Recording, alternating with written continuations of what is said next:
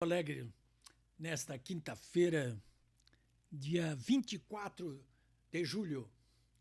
São quase 6 horas da tarde, nuvens fechadas aqui na minha frente e faz muito frio, hein? Vocês devem notar isso pelos meus agasalhos aqui.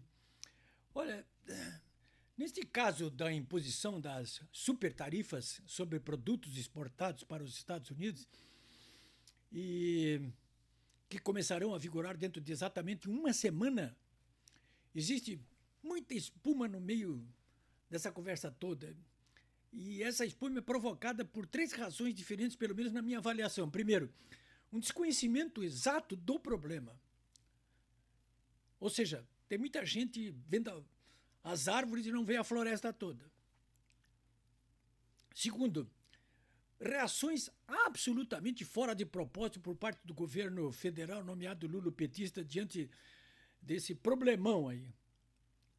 E terceiro, o noticiário que reflete o que está acontecendo de fato, os dois lados, mas, em geral, o noticiário sabidamente histérico, ideologicamente despropositado, escandalosamente dirigido para causar confusão.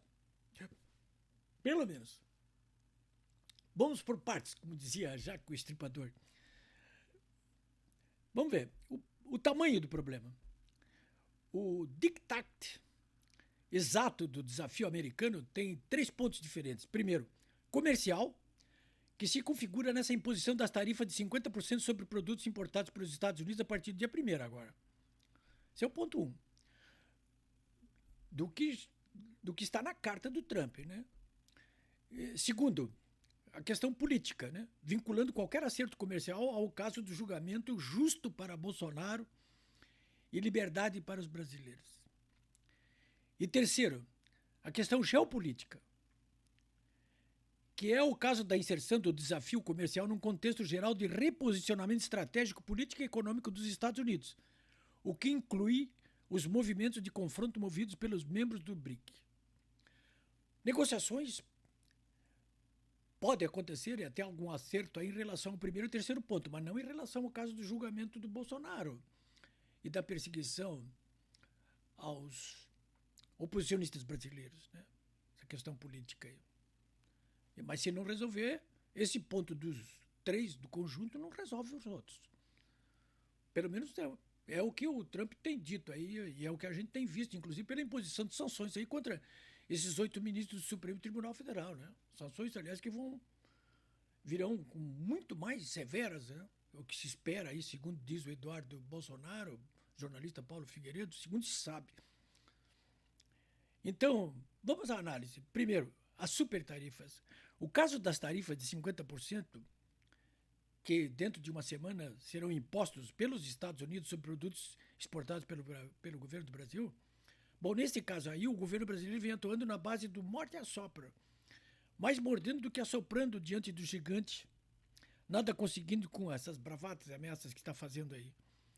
Pelo contrário, está irritando o gigante. O interlocutor principal que o governo lulopetista nomeou, no caso o vice-Geraldo Alckmin, não consegue nem falar com os americanos, com as autoridades que mandam de fato nos Estados Unidos. E aí está uma semana do problema aparecer com toda a sua força. A coisa mais perto de algo parecido com contato de melhor nível é a ida de uma comissão de 8 senadores para Washington dia 28. Eu publico os nomes e a agenda deles no meu blog polibibraga.com.br. Vão lá dar uma olhadinha. É um vexame. A agenda deles é um vexame. Estou publicando a agenda. O grupo sequer será recebido na Casa Branca ou sequer por qualquer sub do governo dos Estados Unidos, mas apenas por alguns empresários que têm negócio com o Brasil, americanos, e por gente do parlamento, do Congresso dos Estados Unidos. Essa comissão nem saiu ainda, né? Ela vai estar lá dia 28.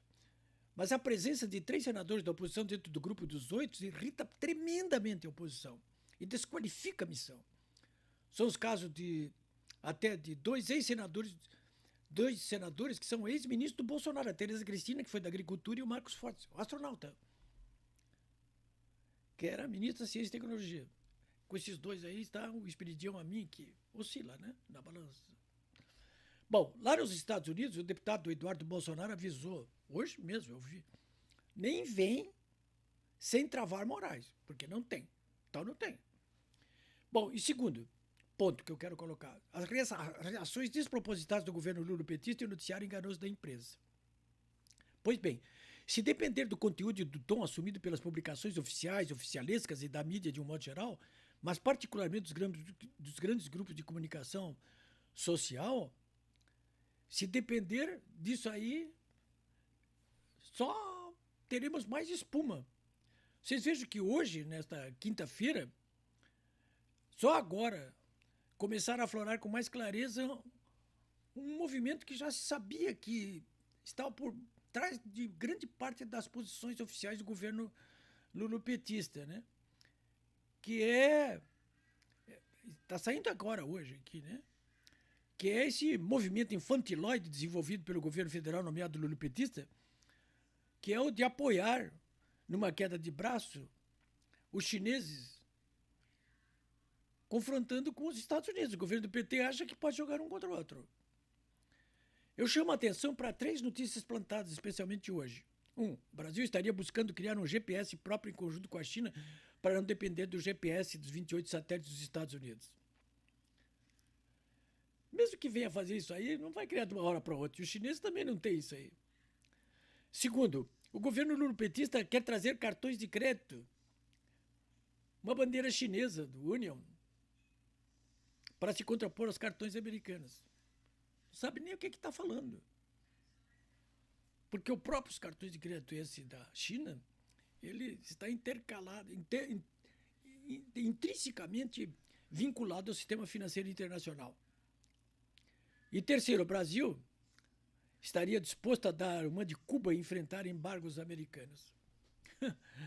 A ver, pode ser tudo delírio puro, né?